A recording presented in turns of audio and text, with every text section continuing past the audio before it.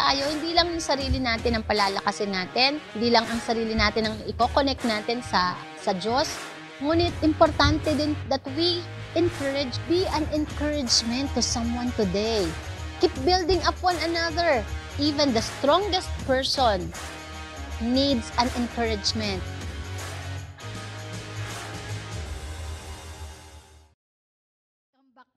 Salamat sa Panginoon na nakabalik po kami ng buhay. Kasi during the time na nasa Thailand po, balita namin ay signal number 2 dito sa Rizal. So we were praying na, I was praying talaga. Sabi ko, Lord, kung hindi rin lang talagang pwede, uubra na makabalik kami ng May 29, wag ma-cancel na lang yung flight. Na? So medyo kinakabahan po ako dun sa Baguio eh. Kasi ito month of June na tayo. Ang bilis ano? Month of June na tayo. Papasok na rin po tayo sa tag-ulan. And praise God. Salamat po sa inyong mga panalangin at suporta na kami po ay nakarating at nakadalaw sa Thailand. Tinatapakan po namin. Amen. Babalik tayo doon. Hello, babalik tayo doon. Kasi tatayo po tayo ng Jagia, Thailand. Amen? Sabihin mo, baka ikaw magpastor doon. Oo, masarap po magpastor doon kasi parang Pilipinas lang. Of course, hindi natin niisip na makarating lang ng ibang bansa, but the Thai people needs Jesus. Amen? They need salvation.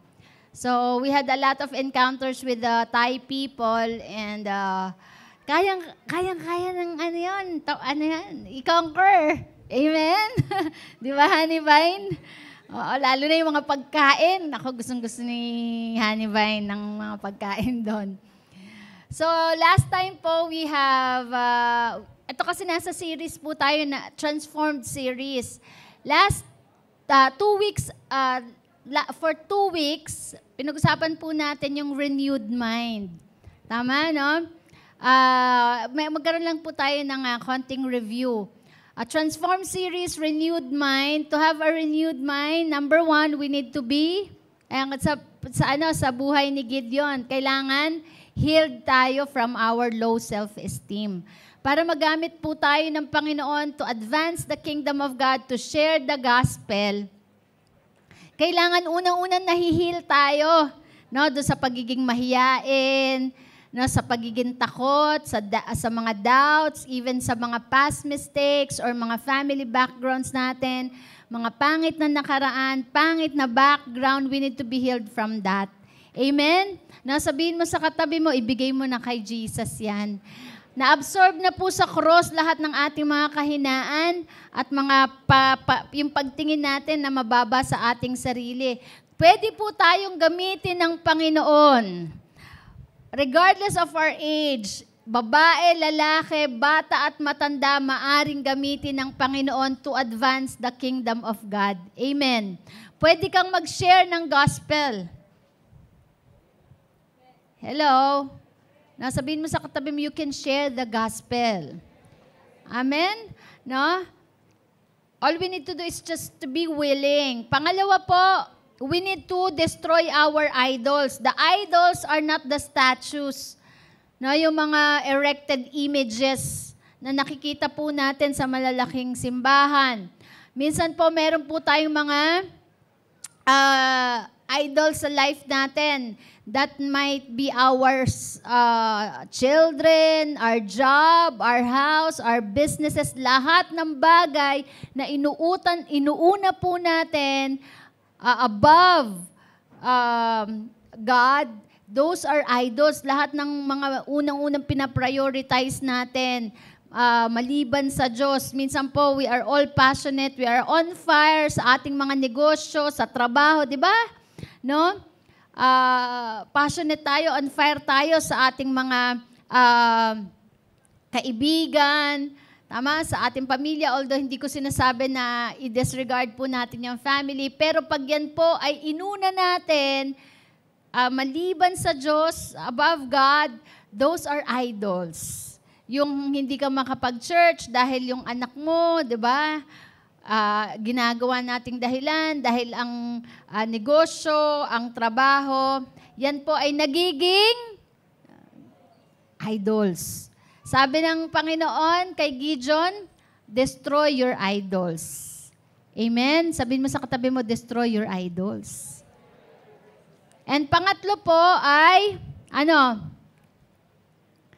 you need to allow the Holy Spirit to dwell or to reside in you. Kapag sinurrender na po natin lahat ng kinoconsider nating mas mahalaga kaysa sa Diyos, we surrender it to God, then the Holy Spirit will come upon us. He will empower us. Apart from Him, we can do nothing. Zechariah 4:6, it's not by might, nor by power, but by the Spirit of the living God. Bakit sumunod ang mga Israelites kay Gideon? He was the least of all the family. No, yung hindi kilala, weakest link sa pamilya, pero sumunod ang 32,000 armies. Why? Because the Holy Spirit is with him. Amen. Kaya, hindi doon sa lakas natin, hindi sa talino po natin, tayo maglilid. It is through the Holy Spirit. Sabihin mo sa katabi mo, through the Holy Spirit. Kaya nga, walang makakapagyabang. Kaya nung 32,000, ano ko lang po, nire-wrap up ko lang. 32,000 yung sumunod kay Gideon, tama? Engineer ni Ate Rian at saka ni Pastor Lance. 32,000, it was cut down to 10,000. Kasi sabi ni Lord, ang dami nyo. Kapag nanalo kayo, isipin nyo, dahil magagaling kayo. Dahil madami kayo. No? So, nag-cut down to 10,000. Pero sabi ni Lord, mas madami pa rin kayo. No? Kaya, binawasan pa rin ni Lord. Sabi niya, hayaan mong minom sa river, yung mga tao. Tapos, sabi, sino man yung uminom, yung naglap, yung uminom sa palad. Ang uminom, 9,700, tapos yung 300 nando sa kabila. Bakit 300 yung pinili? Kasi yun yung nasa minority. Dahil dun sa 300, dun madi-display ang kapangyarihan ng Diyos. Kaya sabi rin ni Paul, when we are weak, then we are strong. We are strong not because of our own strength. We are strong because of the Holy Spirit. Amen. We are able to achieve, we are able to lead. Nagagawa natin lahat ng mga bagay na ginagagawa natin ngayon, hindi yan dahil sa sarili nating kakayanan. Yan ay dahil sa kapangyarihan ng banal na Espiritu. Amen. Kaya ang lahat ng kaluwalhatian, karangalan, papuri ay tanging sa Diyos lamang. Amen. Palakpakan natin si Lord. Hallelujah! Walang makakapagmalaki. Si Jesus lang ang dapat maluwalhati dahil ang tanging ang nag-iisang anak ng Diyos ang namatay sa krus para tayo lahat ay magkaroon ng kaligtasan. So we will go to the other topic. No, Transform series pa rin po ito. Yung renewed mind pagkatapos ng through the storm. Yan. May paraan si Lord para tayo ay mabago. Tama? Iba't ibang paraan ang ginagamit ng Panginoon para po tayo magkaroon ng pagbabago. Unang-una sa ating sarili, pangalawa sa ating pamilya, sa ating bayan at sa ating bansa. So sometimes we cannot understand the ways of God. Amen? Minsan, natatanong natin si Lord, Lord, bakit naman inalaw mo? Bakit naman ganitong sitwasyon namin? Nag-church naman kami Naglilingkod naman ako. Diba? May mga paraan ng Panginoon upang tayo ay magbago. Hindi lang mabago na yung pagbabago na yan ay pagbabago ng paraan, ng pamumuhay, pagbabago ng mga desisyon, no? So, ginagamit ng Panginoon, unang-una ay through the storm. Sabihin nyo nga, storm. Ginagamit ng Diyos para tayo mabago ang mga bagyo. Katulad nga nung last week, nagkaroon ng bagyo sa ating bayan, sa ating bansa, dito sa Rizal. Signal number 2, malakas ba? Hindi naman. Hindi naman, ha? Sakto lang, sakto lang. May ulan, may hangin. Yan. So tanungin mo sa katabi mo, meron ka bang bagyo ngayon? May bagyo ba sa pamilya? Di ba yung bagyo minsan dumadating siya nang hindi mo ine-expect? At ang bagyo, kadalasan po, dumadaan yan, hindi ka lang basta iiwanan yan ng parehas lang yung sitwasyon. Bago umalis yan, mag-iiwan niya ng mga, di ba, mga nasirang bahay, nasirang mga properties, and ang nakakalungkot ay minsan may namamatay. So nobody wanted to be in the storm. Wala namang gusto ng may bagyo.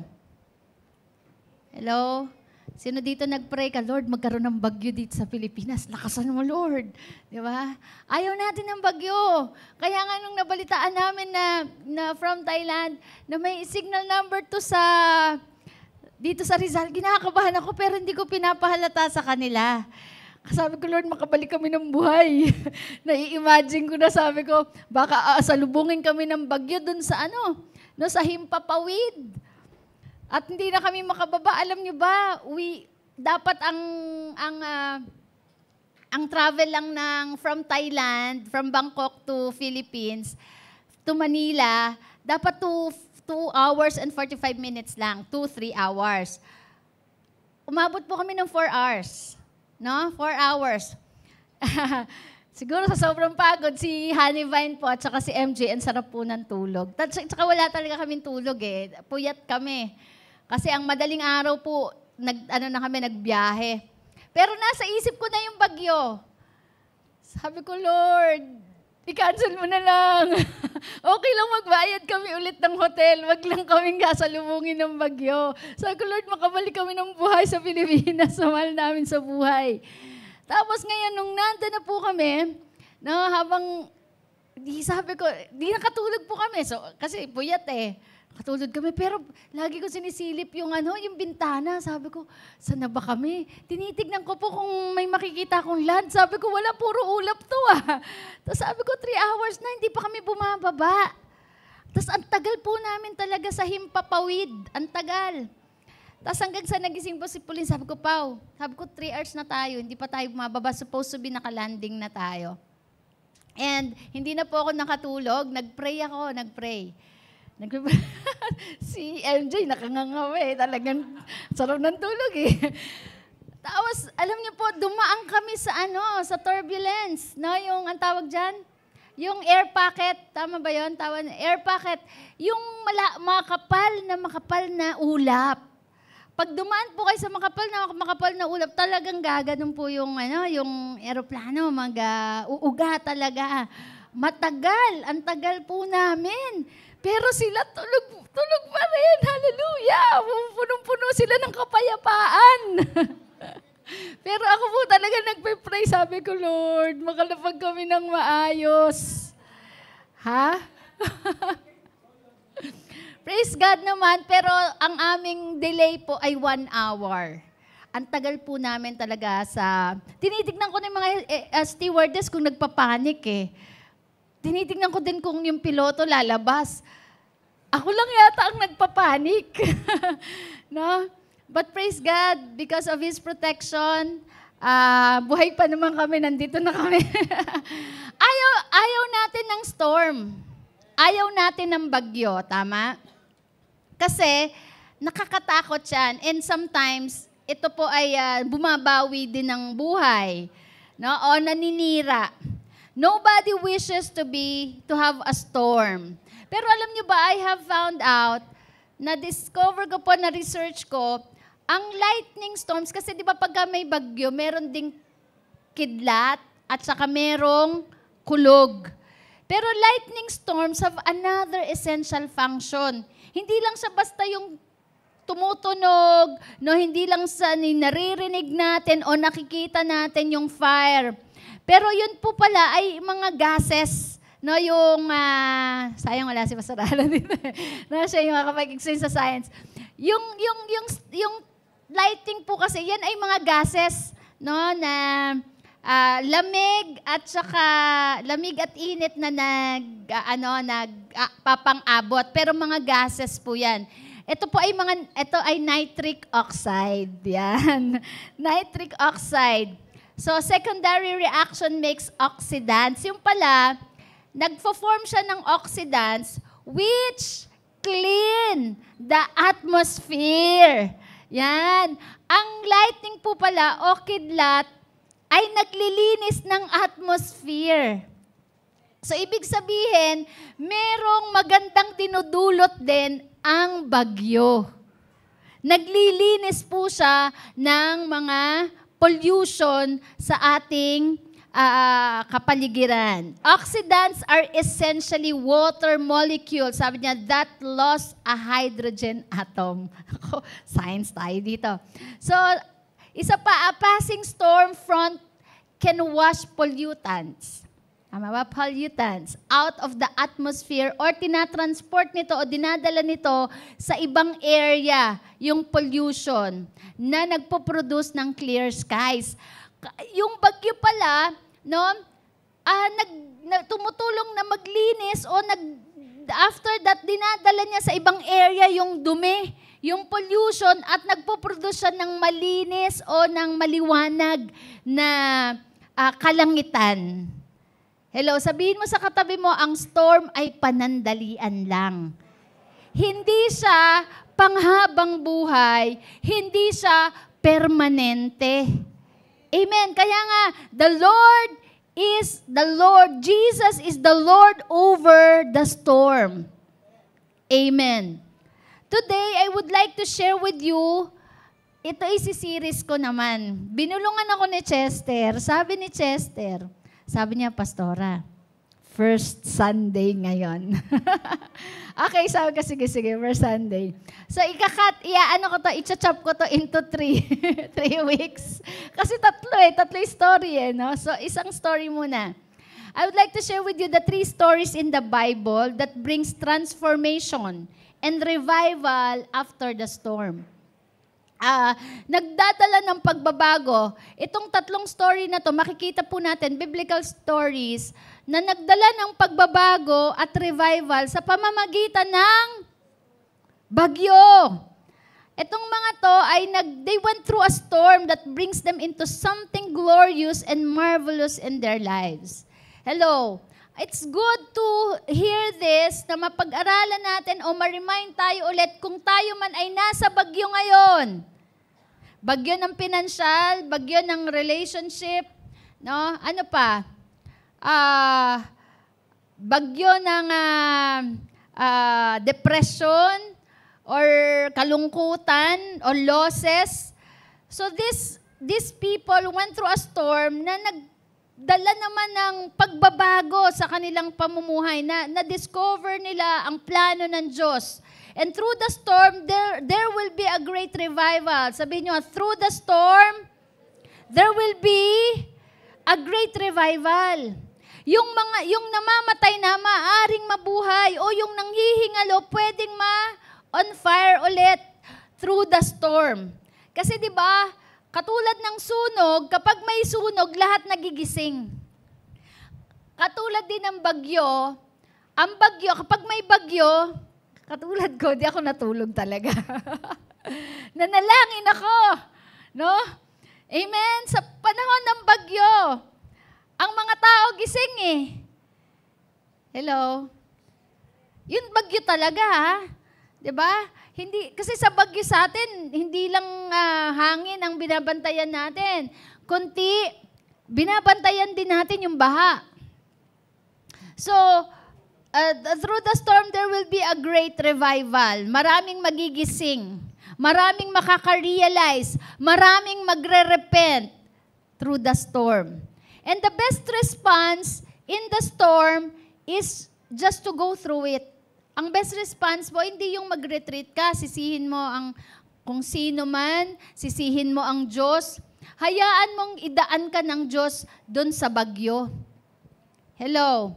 And revival will come. Katulad nung nangyari, di ba, sa mga disciples, they went through the storm. Ano ba ibig sabihin ng storm? o bagyo. It is an extreme weather. Sabi niyo, extreme. Matindi, no? Well, it's an extreme weather condition with very strong wind. Na talagang may kasama po siyang hangin, malalakas o maraming ulan, at may kasama pong kulog at kidlat. Yan po yung bagyo. Kaya nakakatakot, di ba? Pag sinabi mong storm, it could bring fear to people. Pero may purpose po ang storm. Meron po siyang layunin sa buhay natin. Basahin po natin una sa Jonah chapter 1, verse 1. Let's read. Pwede paki-prepare yung still. The Lord spoke His word to Jonah, son of Amittai. He said, "Leave at once for the important city, Nineveh." Napakabait ni Lord. Napakabait ni Lord. Kasi tignan nyo hinanap pa ni Lord si Jonah, yung kanyang propeta. At sabi niya, leave at once. Iwanan mo ang lugar mo for the important city, Nineveh. Pero knowing that Nineveh is an enemy of Israel.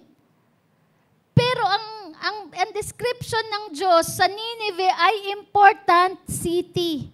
Bakit naging mahalaga ang Nineveh? Bakit siya naging mahalagang lungsod? Samantalang ang Nineveh po ay kaaway ng Israel. Dahil alam niyo po sa history, ang Nineveh po naging kalaban o kaaway ng Israel. Grabe matindi po silang pumatay. Pati buntis talaga, pinapatay nila. Tapos hinahati po nila yung tiyan, kukunin nila yung baby, papatayin din yung baby sa loob.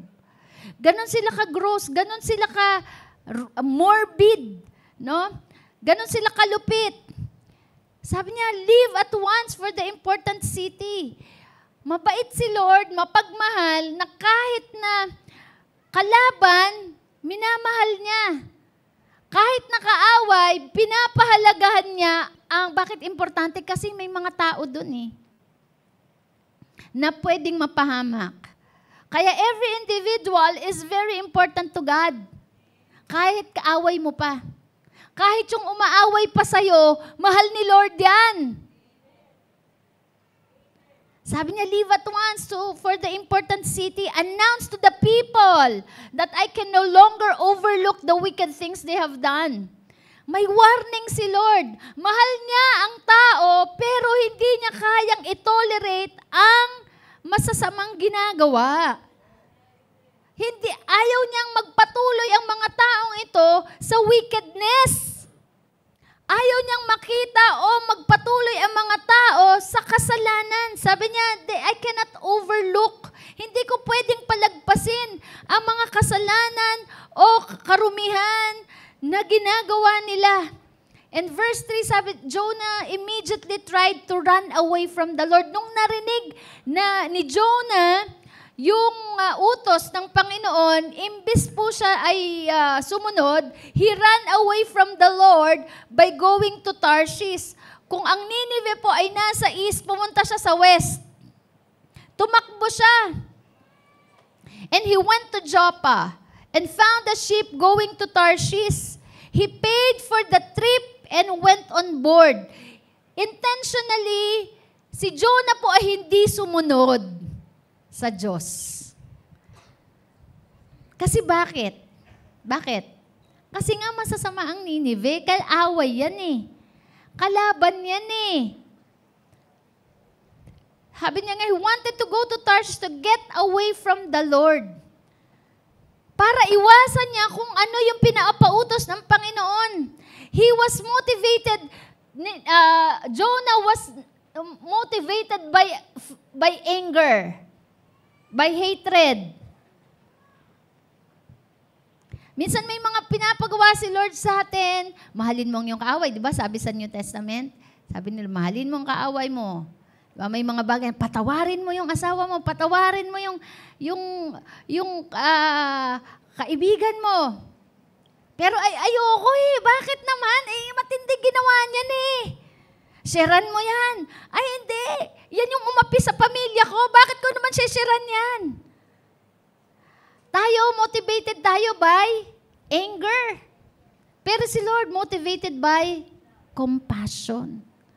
Dahil alam niya, sabi niya, none should perish. Hindi sila pwedeng mamatay dahil sa kanilang kasalanan. Yan ang mababasa po natin sa scripture. So si Jonah, because he was motivated by anger, he disobeyed God. Ayaw niyang tsira ng Nineveh, ng mga Ninevites. Ayaw niyang maligtas, in short. Ayaw niyang i-bless. So the Lord sent a violent wind over the sea. Sa verse 4, ayaw mo Sige, hindi kita pipilitin, pero kukumbinsihin kita. The Lord sent a violent wind over the sea, nagpadala ng, bagyo. The storm was so powerful that the ship was in danger of breaking up. Minsan may mga pagkakataon na gusto tayo ng Diyos na pagpalain, di ba? Iniingaan nyo tayo, maglingkod tayo sa Panginoon, lumapit tayo sa Diyos. But sometimes we go to the other side. No? Lumalayo tayo sa Panginoon. Kaya yung mga storm in life, that's a blessing. Tinatawag tayo papalapit sa Diyos. Sabi niya, the storm was so powerful that the ship was in danger of breaking up. Masisira na po yung barko. And the sailors were afraid and they cried their gods for help. They began to throw the cargo overboard to lighten the ship's load. Amen. Let us all bow our heads and pray. Father God, we thank you. This is a reflection of your love through the storm that you allows po sa aming mga buhay. Lord, give us an understanding and encouragement, Lord God. Kung may mga pinagdadaanan po kaming bagyo, makita po namin na ito ay ito ay paraan ng iyong pagmamahal upang kami ay tawagin pabalik sa iyo. Salamat po ng marami, Holy Spirit. We are your people. This is your church. We are your pastor. You are our pastor. You are our leader, Panginoon. Continue to lead our hearts according to your perfect will. We thank you so much. This is our prayer in Jesus' name. Amen and amen. Amen. So sa Jonah chapter 1, inutusan po ni Lord si Jonah pumunta sa Nineveh para mag-preach. But Jonah go to the opposite direction. He locked the room and slept. So imbis na siya ay sumunod, siya po ay pumunta sa Tarshish and nag-lock siya ng kanyang kwarto at natulog. Ibig sabihin, wala siyang ginawa doon sa iniutos po sa kanya ng Panginoon. But the Lord bring the storm to Jonah. Minsan po, doon sa mga disobedience po natin, no, nadadamay po yung ibang tao. Like Jonah, he went through the opposite direction. Sumakay po siya ng barko at nagpadala ng bagyo ang Diyos para kumbinsihin si Jonah that he is not in the will of God. Na siya ay wala sa kalooban ng Diyos. Pero ang malungkot dito, nadamay po pati yung mga nandun sa barko. Hello? Sometimes our disobedience affect other people. Our disobedience affect our family. Our disobedience affect those who are surrounding us or who are with us. Katulad po ni Jonah, kaya yung mga tao na kasama ni Jonah sa barko, natakot sila. Dahil dun sa bagyo, hindi nila alam na si Jonah pala ang hinahabol ng Diyos. So number 1, purpose of the storm is to bring us back to God's will. Hello? No, ang tagal-tagal na tayong tinatawag ng Diyos. Ang tagal na po tayong gustong ilapit ng Diyos sa Kanya. Ang tagal-tagal na po tayong inuutusan ng Panginoon, magsimba ka. Lumapit ka sa akin, maglingkod ka. May inuutos sa atin ng Panginoon, pero panay po ang ating takbo. Lumalayo tayo sa Diyos. Kaya ang paraan na lang ng Panginoon, magpadala ng bagyo. Minsan, sa kaparaanan ng sakit, sa paraanan ng financial, bankruptcy, minsan sa paraan ng broken relationship. Iba't iba po ang paraan ng Diyos na pinadadala niya na bagyo po sa buhay natin. So yung storm po na yan o bagyo na yan, it is not to punish us but to bring us into His will. Kaya yung mga bagyo po na pinadadala ng Panginoon, minsan na bankrupt ka, relationship, bankrupt sa relationship, bankrupt sa finances, bankrupt ka sa kalusugan. Hindi para ikaw ay parusahan, pero para ikaw ay kausapin.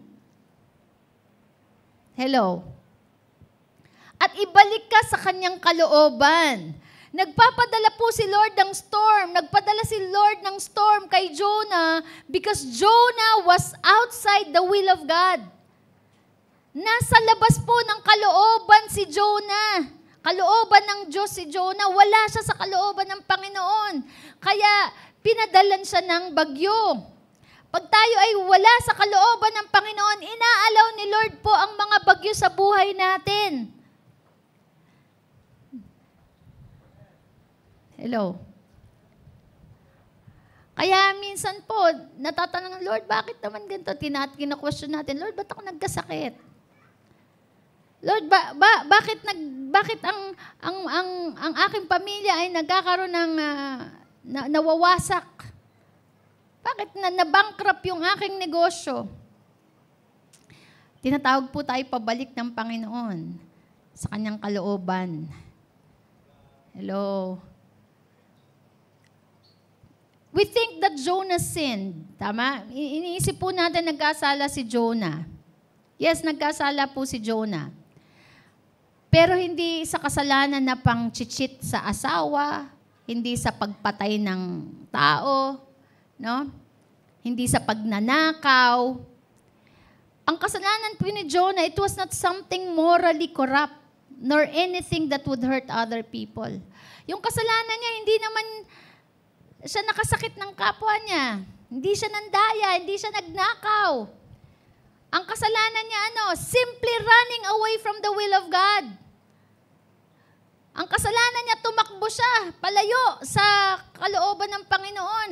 Hindi siya sumunod. Hindi niya sinunod ang inuutos ng Panginoon. And running from the presence of the Lord. When we run from God's will, we run from God's protection. Pag tayo po ay tumakbo, papalayo sa Diyos, sa presensya ng Diyos, lumalayo po tayo sa proteksyon ng Panginoon. Nagiging vulnerable po tayo sa gawa ng kaaway. Hello? That's why when we are running from the will of God, kahit anong prayer po natin, kaya si Jonah hindi niya naman nirebuke yung storm. Alam niya na wala po sa kalooban ng Panginoon Kaya kahit anong rebuke po natin dyan sa problema na yan at bagyo na yan, hindi po yan aalis. Dahil hindi pagre-rebuke ang solusyon. Pagsunod. Pagbalik sa presensya ng Lord. Amen. So we run from God's protection, God's power, and eventually we run from God's revival. Pag lumalayo po tayo sa kalooban ng Diyos, wala ang proteksyon ng Panginoon, wala ang kanyang kapangyarihan. Hello? No? Nagiging vulnerable tayo at naaapektuhan din po yung pagbabago sa ating pamilya. Yung God's revival, hindi makapasok sa ating pamilya.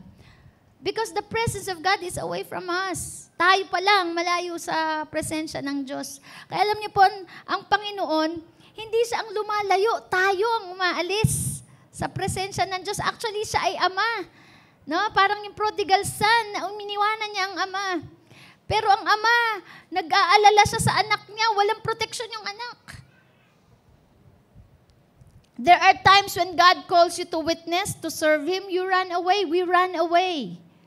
Tinatawag po tayo ng Diyos na maglingkod sa Kanya, mag-witness sa mga tao, no, magpatawad, magmahal, maglingkod. Minsan po tayo ay tumatakbo sa Kanya. But actually, hindi yung ginagawa na nakikita lang ng tao ang nagde-determine kung ginagawa talaga natin ang kalooban ng Diyos. Isang ano po yan, katotohanan, no? Hindi lang yung nakikita lang. Pwedeng deep inside, meron tayong ginagawa na hindi dapat gawin. At meron dapat gawin na hindi natin ginagawa. Ulitin ko po, no? Hindi yung ginagawa natin na nakikita lang ng tao ang nagde-determine kung ginagawa talaga natin ang kalooban ng Diyos. Meron din po tayong ginagawa na hindi dapat gawin. Maaring hindi po nakikita ng tao. Hello? At meron din man tayong dapat gawin na hindi natin ginagawa. So nakikita ng tao na okay ka, tama?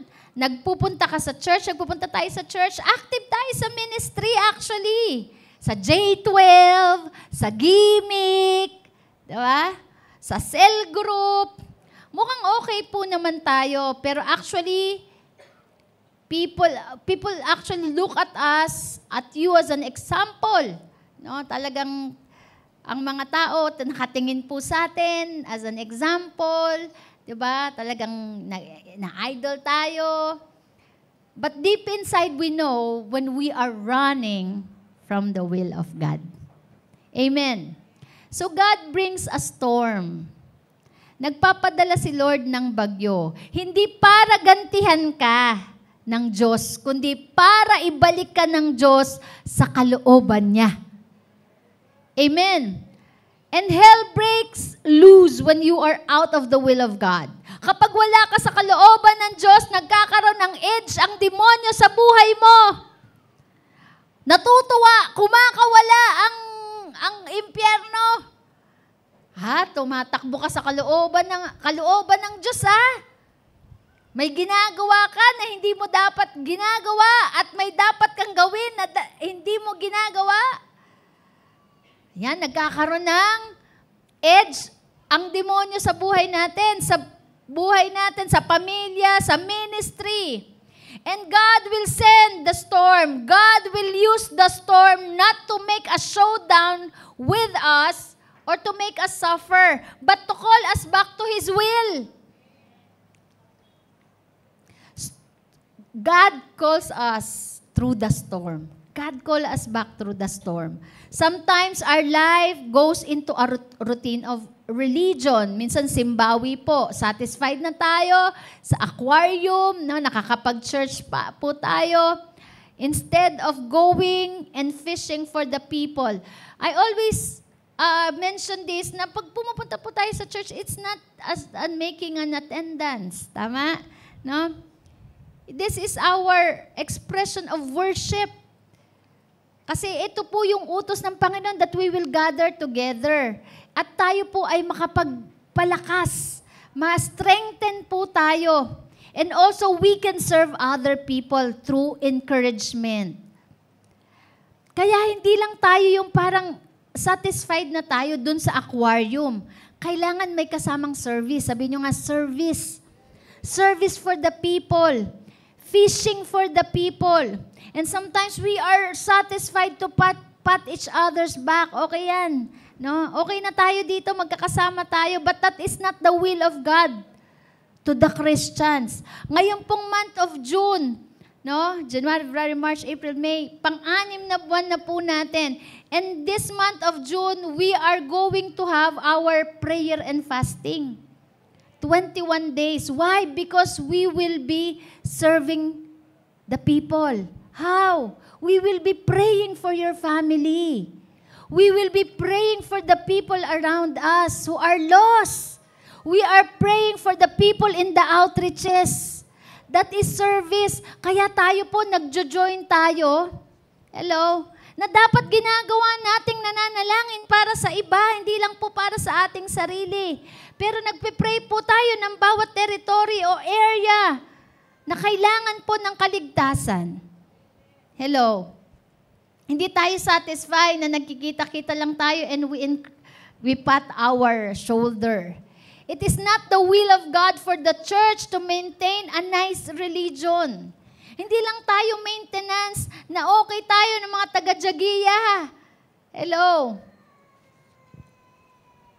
God's will for us is to bring other people to Jesus Christ. Ang kalooban po ng Diyos, eto. I want to drive this. Yes, kalooban ng Diyos na tayo po ay umasenso, kalooban ng Diyos na maging successful tayo, magandang future.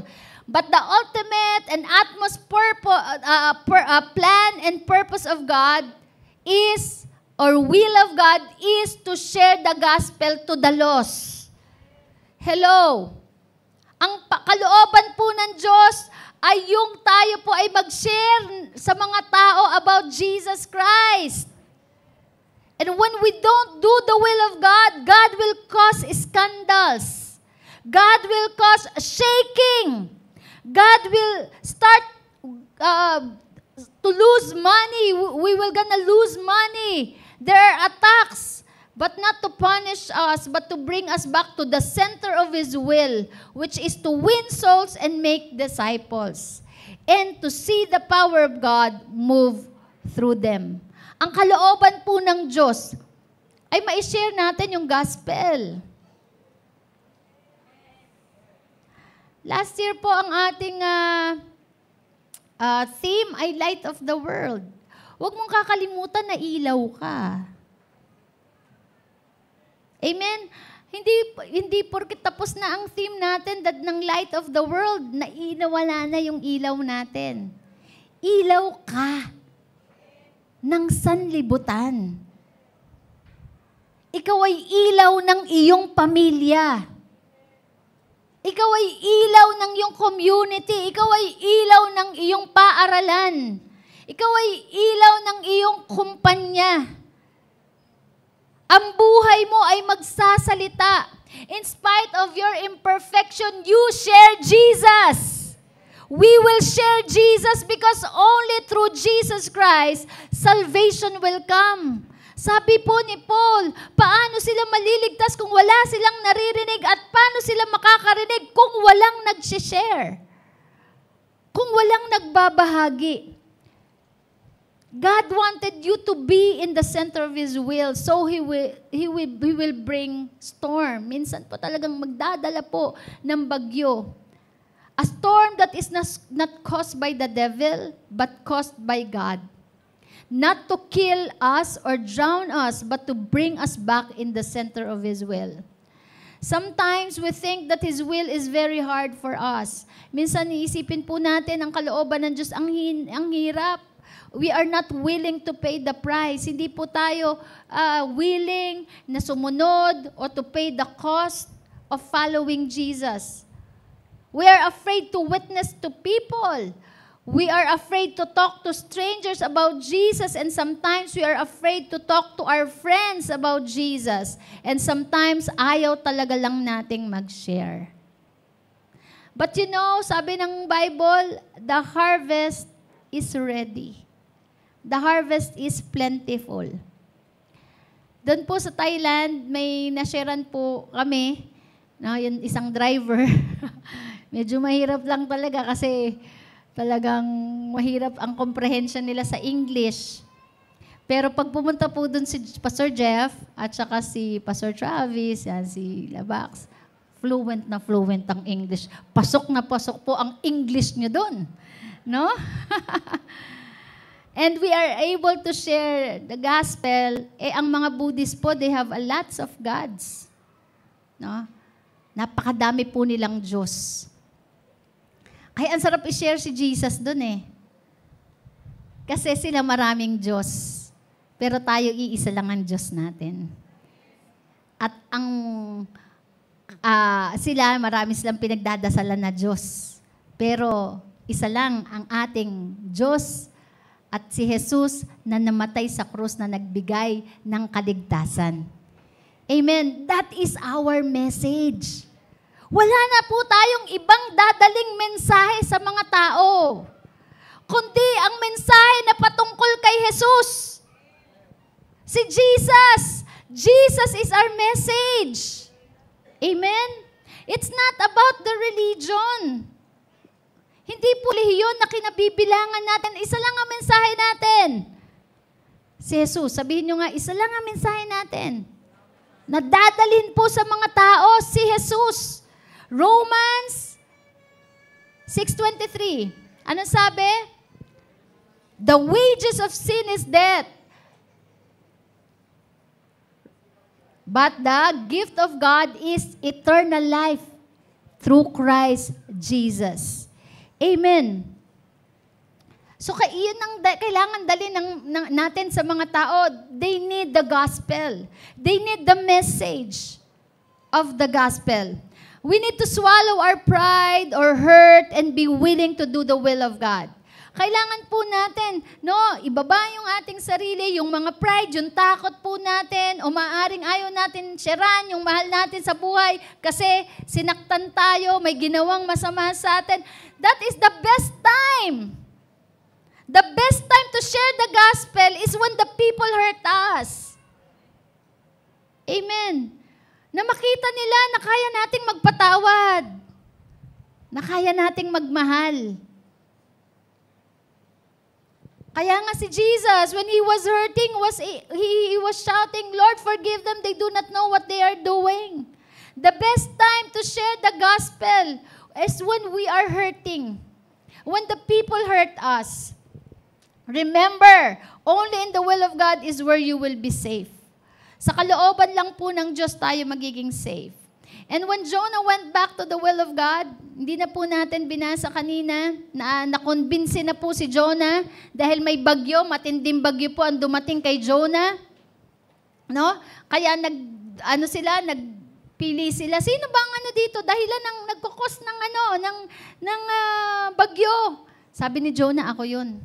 Sabi niya, ako na lang po itapon niya. Tinapon na lahat ng mga gamit. No, naapektuhan talaga, nagkaroon sila marami. They had a lot of losses because talagang itinapon na yung mga gamit para lang isalba yung barko.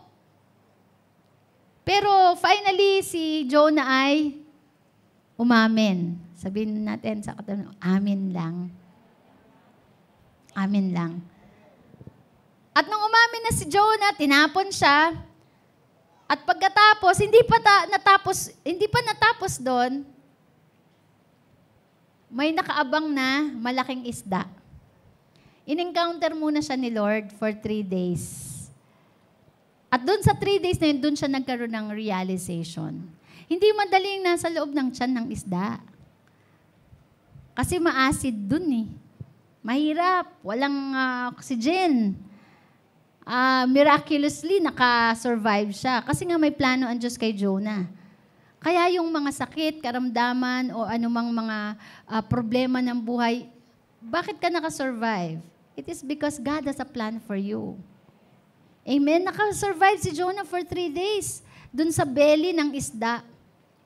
And finally, nakumbinsi na siya. Nakumbinsi na siya na gawin ang kalooban ng Panginoon. And when Jonah went back to the will of God, the whole city and they surrendered their hearts to God, and Jonah sends a great revival in Nineveh. In short po, sumunod si Jonah, pumunta siya sa Nineveh, at nag-share siya ng gospel. At tignan niyo po, sino nagpadala ng revival? Kapangyarihan po ng banal na spirito.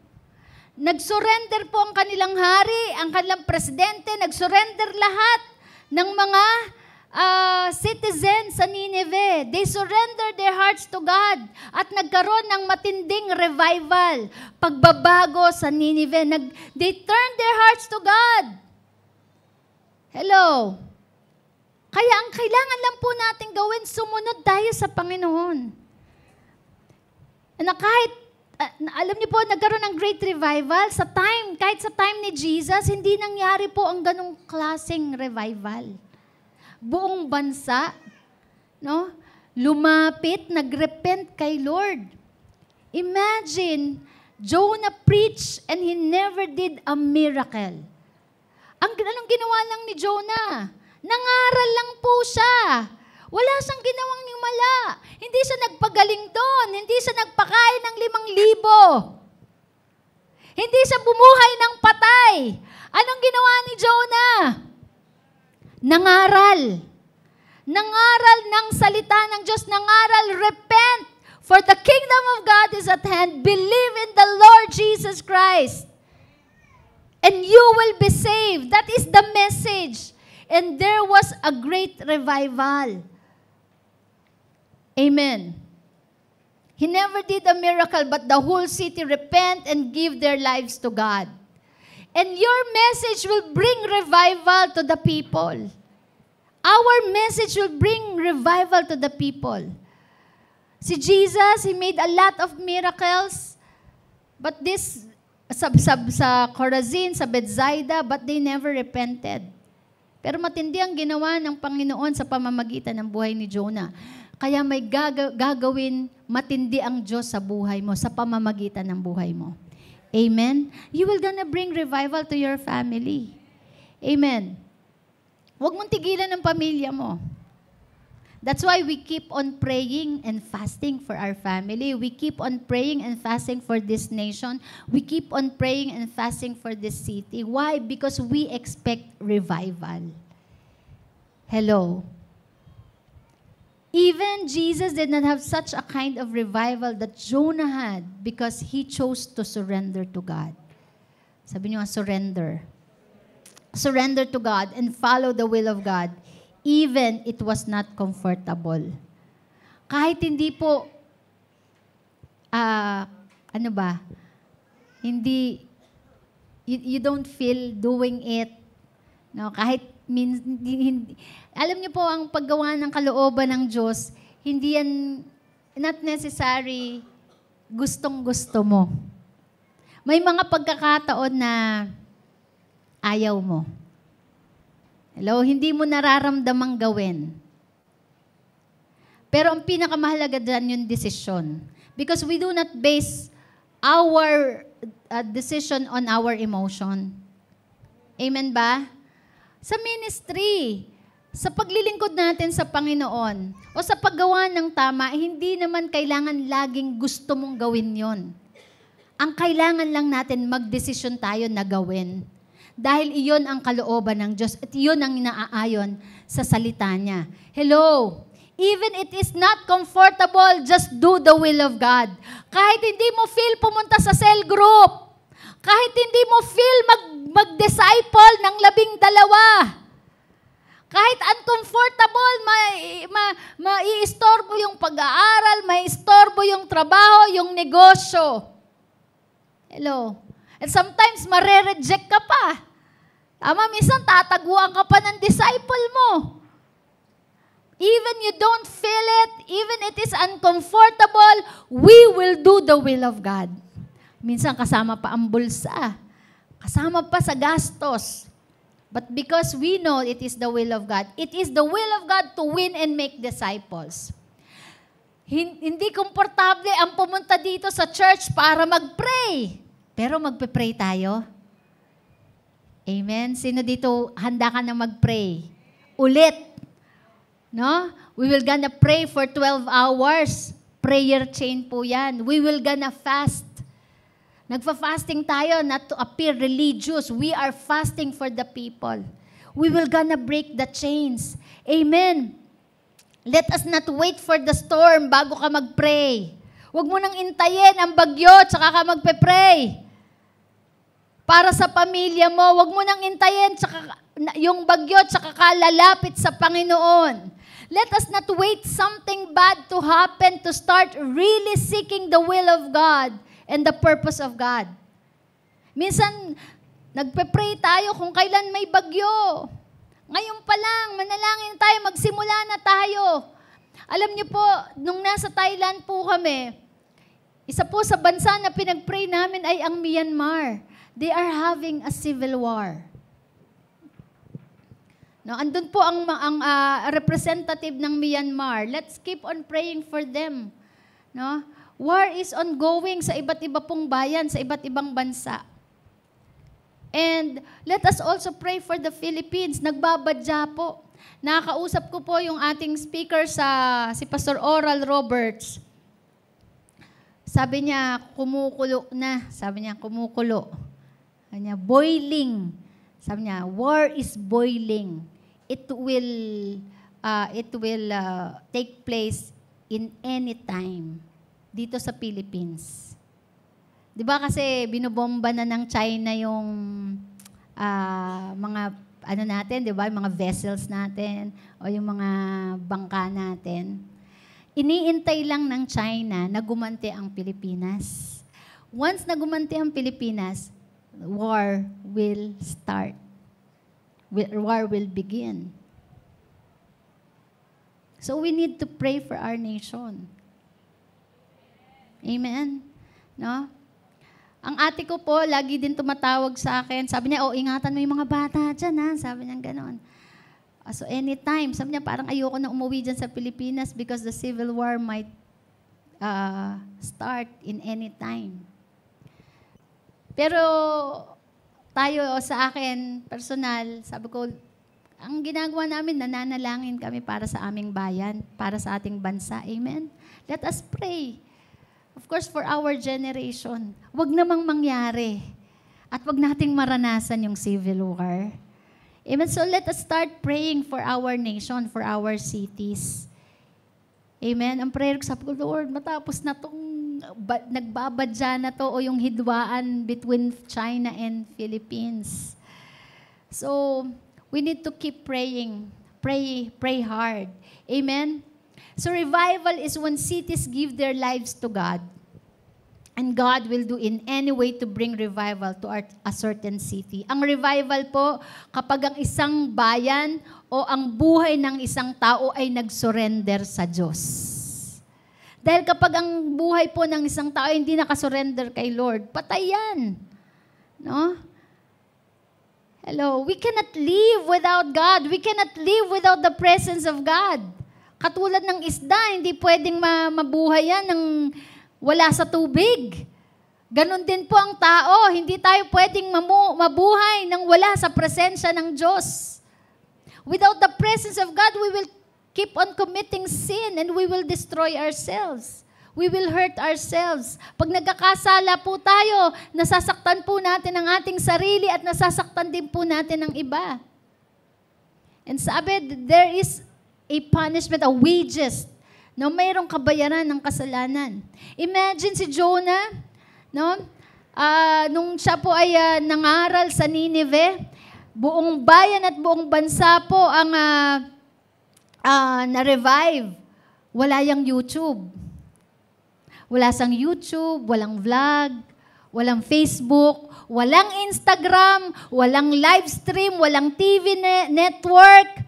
Anong ginawa ni Jonah? Sumigaw lang siya doon sa kalye. At ang sabi niya, repent or else you will gonna die. And the whole city repented. They fasted and even their animals, kahit ang mga kahayupan po ng Nineveh, ay nag-fast. And they turned to God and gave mercy to the whole city. Kaya yung ginagawa po natin ay intentional. Yung mga outreaches po natin, hello! Yung mga cell groups po natin, we are opening more cell groups. We are opening more outreaches. We are dreaming to open more daughter churches. Why? Because the people needs God. The people needs to go back to God. They need to be saved. Amen. Huwag po natin kalimutan yung pag-surrender natin kay Lord ng Mission Convention. God will gonna bring revival to your family. God will bring revival to your city, to our community, to our school, to our universities. Pero para po mangyari yan, we need to be in the will of God. And sometimes, kapag po tayo ay nagbabaliwala, kailangan niyang ugain. Kailangan niyang magpadala ng bagyo. Kaya si Jonah, hindi niya ni-rebuke ang storm. He only follow God. Say, follow God. Kahit anong rebuke mo sa problema, kung wala ka sa kalooban ng Diyos, useless po yan. Titigil lang po ang bagyo kapag sumunod ka na kay Lord.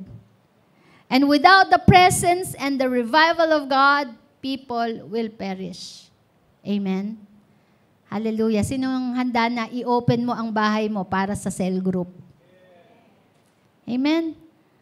Sino handa na para sumugod para sa bawat barangay, sa bawat university, babalikan po natin, amen? No, kahit na ano na tayo ngayon, sabi ko nga kay Katrina, Kat,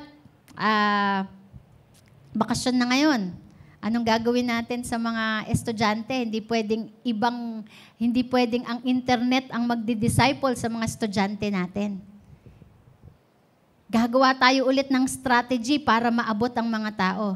Amen? No, nakakatuwa po mga kabataan po natin. Last time, Thursday, pumunta po sila ng Estrella at saka ng Salpakan para po mag-evangelize intentionally. Amen. We need to get out of our comfort zone because without the presence of God, people will perish. Without surrendering to Him and going back to His will, the storm will swallow us. Amen. We cannot afford to be so comfortable and while other people are perishing. Amen? Sa oras pong to, isipin po natin, we will start from our family. How is our family? Do they need revival? Siguro po sa atin, pwede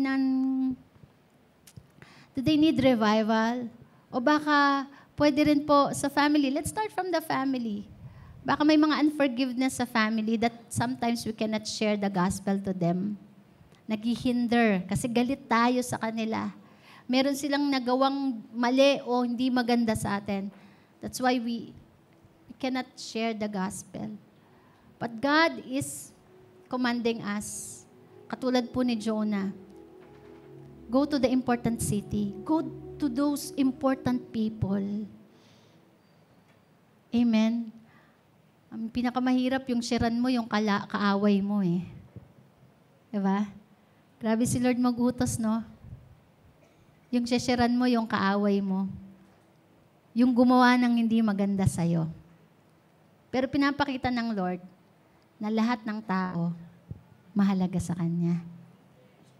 At lahat ng tao gusto ng Diyos maligtas.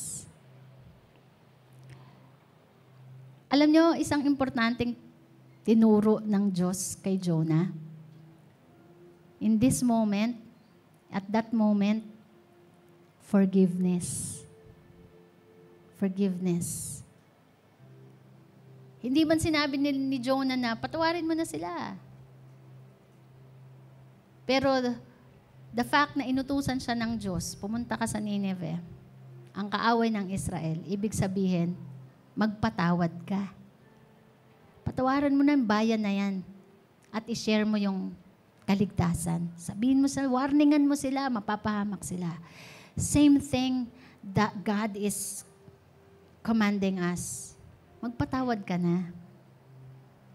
Patawarin mo na yung tatay mo. Patawarin mo na yung nanay mo. Patawarin mo na yung anak mo. Patawarin mo na yung kapatid mo. Sino pa yung mga dapat patawarin? Kasi mahirap talaga mag-share kapag may galit ka sa puso. Amen? Kaya si Jesus, bakit ang dali niya talaga, he overcome. Bakit he was able to save us? Because He forgives. He forgives you and I. Amen? Hallelujah. Ang bagyo po, it redirects us. Kung wala po tayo, hindi tayo naka-align ngayon sa kalooban ng Diyos at may bagyo ka, magpasalamat ka. Kinakausap ka ni Lord sa pamamagitan ng bagyo. Also, the storm lead us to call for a divine help. Nung nandun po sa loob si Jonah ng malaking isda, natuto siyang tumawag sa Diyos. Minsan po yung mga sakit, karamdaman, naalaw ng Lord. Dahil kapag nakahiga ka na lang, langit na lang ang nakikita mo. At si Lord ang tatawagan. Huwag mo namang intayin na magkasakit ka. Ngayon pa lang, kinakato ka na ni Lord. Call for a divine help. Dahil kung meron man willing na tumulong sa atin, si Lord John, balik ka na. Sabihin mo sa katabi, balik ka na sa kalooban ni Lord. Balik ka na sa pagmamahal ng Diyos. At ang storm, it shapes us. It shapes us. Yung mga magagaspang nating ugali, yung mga masasamang ugali na meron tayo, yung yabang, yung pride, no? Yung pagiging madamot, pagiging critical. Alam nyo, minsan, pag naaano yan na kumikinis lang yung mga magagaspang na ugali pag pinadaan tayo sa bagyo. Minsan, ang dali nating magsabi, si ano ganito, si ano ganyan. No? Gaspang. Walang pagmamahal, walang habag, walang awa. Pero pag tayo na yung pinadaan doon lang natin marirealize, kaya pala. It humbles us. The storm humbles us. Amen. Nawawala yung pagiging judgmental kapag tayo na yung dumaan sa bagyo. Amen? No? Tulad ng mga hampas sa alon sa dagat, alam niyo po ba, bakit ang kikinis ng mga bato sa paligid ng dagat? Kasi dahil yan sa mga hampas ng alon. Yan ang nagpapakinis sa atin, yung mga hampas ng problema. Nagiging mabuti tayo sa ating kapwa, nagiging mapatawarin tayo, mapagmahal. Dahil bakit? May pagsubok Nasaktan din tayo Nagkamali din tayo. Natututo tayo ngayon. Magpatawad. Magmahal. Lumapit sa Diyos. And finally, one thing that I realize, Jesus Himself, katulad ni Jonah, though we are His enemy, nag-disobey tayo sa Diyos, gumawa tayo ng iba't ibang klaseng kasalanan. Pero si Jesus, He went here on earth to preach, to reach out, to heal the sick, to save us. Amen? Jesus went through the belly of death for 3 days. In order to bring redemption to all humanity. Amen. Yan ang pag-ibig ng ating Diyos Gusto niya lahat maligtas. Hindi niya tayo tinitignan sa ating mga kasalanan, sa ating mga kahinaan. Kung tayo pinatawad ng Diyos, na dating makasalanan, kaya nga tayo, hindi tayo mga religious. We are not religious people to judge those who are not yet being converted. We are the people of God who are beneficiaries of His forgiveness and of His compassion. Amen? Alam nyo, kaya nga sabi ng Bible, sino man ang may malaking kasalanan, mas malaki ang pagmamahal. Kasi bakit? Ang laking kasalanan pero pinatawad ng Diyos. Kaya ang laki ng pagmamahal niya sa Diyos at sa mga taong may hina. Kasi siya mismo nakaranas siya ng compassion ni Lord Amen? Hallelujah. That is the church. That is the people of God. We are not perfect. We are just forgiven. Amen. We are all beneficiaries of Jesus' death on the cross. And the people needs that message. Kahit yung pinakamalakas pong tao, pinaka-successful na tao sa mundo, kailangan niya po ang mensahe ng kaligtasan. Kailangan niya po ang kaligtasan, pagmamahal ng ating Panginoon. Kanino manggagaling yon? Sabihin mo sa katabi mo, sa atin. Madali mong ma-explain yan sa kanila. Madali nating ma-explain sa kanila yan. Bakit? Kasi naranasan natin na tayo'y pinatawad. Huwag mo nang hintayin maging perfect ka at saka ka mag-share. Kasi hindi pa ka pa perfect. Ngayon na, i-share mo na yung pag-ibig ng Diyos. Kasi ngayon na nila kailangan yan. Today is the day of salvation. Pakihanap nga po yun. Today is the day of salvation. Now is the time of salvation. Why now? Kasi baka bukas patay na yan. Next week, hindi na natin mahabol. Kailangan ng kaligtasan ng tao. Amen? Tayo po tayong lahat. Hallelujah.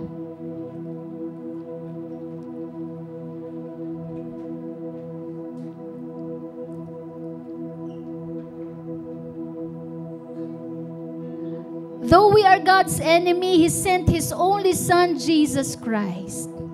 Amen? Sabi po dyan sa 2 Corinthians 6:2, in the time of my favor I heard you, and in the day of salvation I help you. I tell you, now is the time of God's favor. Now is the day of salvation. Amen. Hallelujah. Ngayon, ang araw ng kaligtasan, ino-offer sa atin ng Panginoon. Kahit ano man ang kondisyon po natin ngayon, malayo tayo sa Diyos, marami tayong kasalanang nagawa sa Panginoon, handa po tayong iligtas ng ating Panginoong Yesus ngayon. Huwag na nating ipagpabukas because the Bible says, now is the day of salvation. Now is the day of salvation. Unconditional po yan. Hindi mo kailangan na maramdaman na okay ka at saka lalapit sa Diyos. Mas lalong kailangan nating lumapit sa Diyos pag di tayo okay. Amen? Hallelujah. At ang sabi din po sa Romans chapter 5 verse 8, God demonstrates His own love for us in this. While we are still sinners, Christ died for us. Amen. Hallelujah. Dalawa pong napakahalagang mensahe ng Diyos sa atin ngayong umaga. Na kailangan po natin ang kaligtasan ng Diyos sa pamamagitan ni Kristo. Huwag kang lalabas sa lugar na to na hindi mo tinanggap ang kaligtasan na yan. Ino-offer sa atin ng ating Panginoon. Tanggapin mo siya. Ipahayag mo na siya ay namatay sa krus ng Kalbaryo para sa iyong kasalanan, para sa ating kasalanan. At maniwala ka na siya'y muling nabuhay. At i-declare mo sa iyong mga labi na siya'y iyong Panginoon. Tanggapin mo siya bilang tagapagligtas. At pangalawang mahalagang mensahe. Lahat ng tao kailangan ng kaligtasan. Hindi tayo mamimili.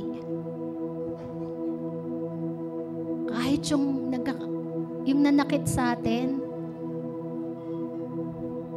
siguro sa oras na ito may pinapaalala ang Diyos sa'yo. Nasaktan ka niya.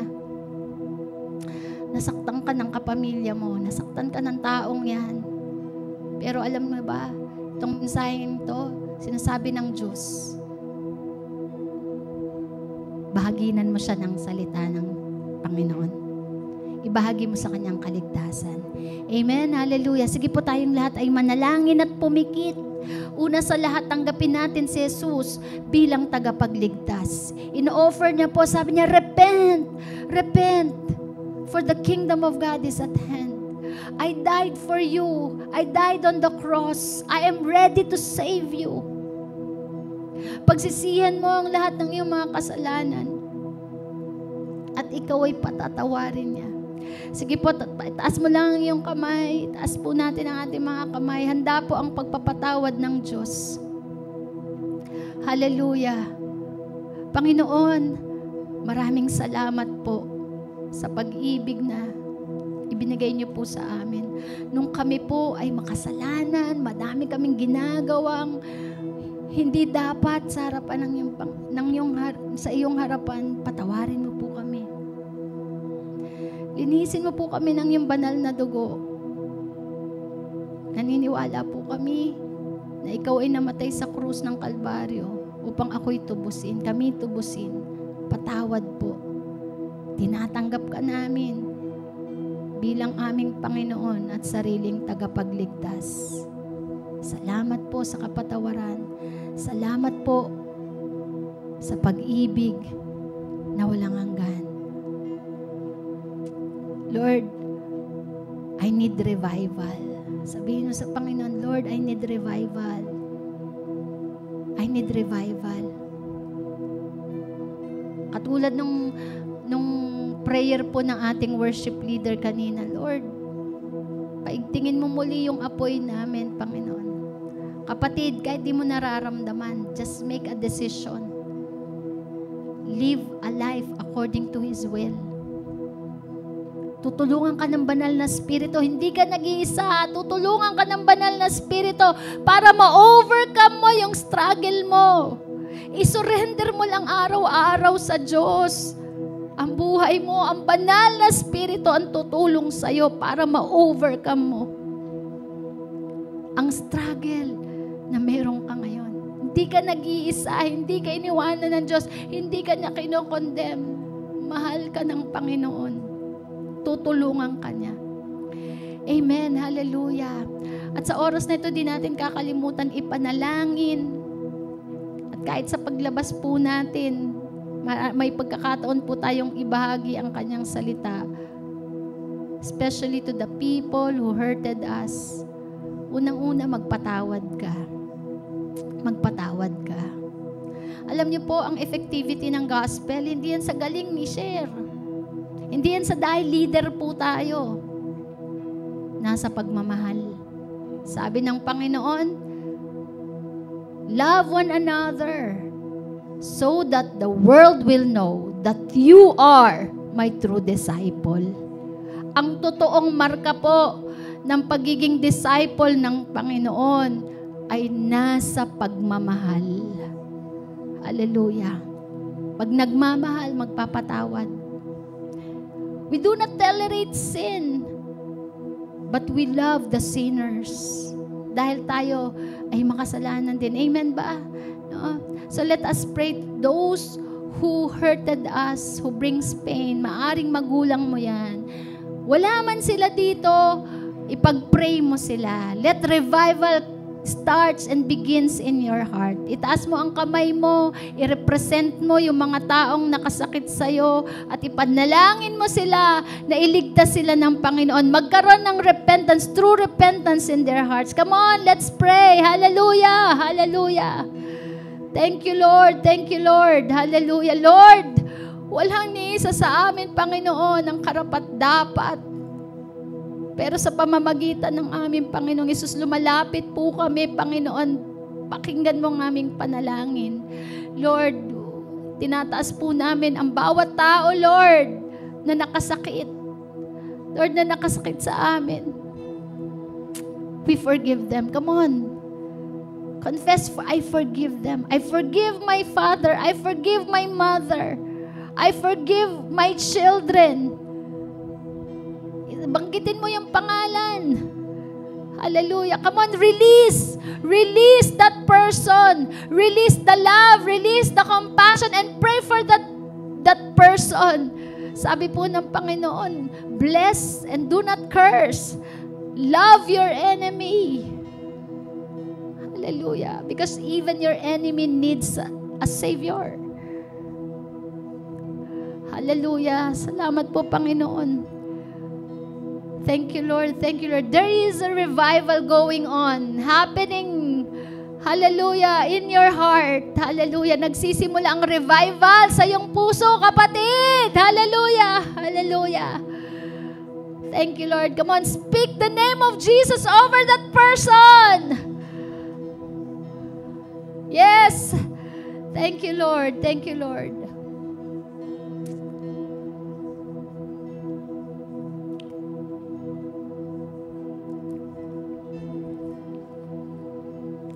Hallelujah.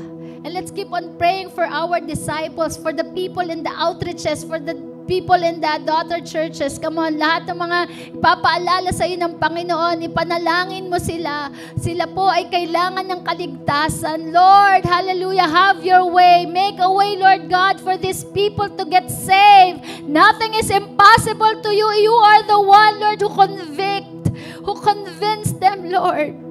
Gamitin mo nga aming mga labi, Panginoon, upang magbahagi ng iyong salita. Lord, help us to embrace them. Lord, help us to be compassionate on them. Hallelujah. Hallelujah, Lord. Walang puwang, Panginoon, ng galit sa puso ng iyong mga anak. Salamat po sa pagmamahal, Lord. Continue to shower us with your unconditional love. Thank you, Lord. Thank you, Lord.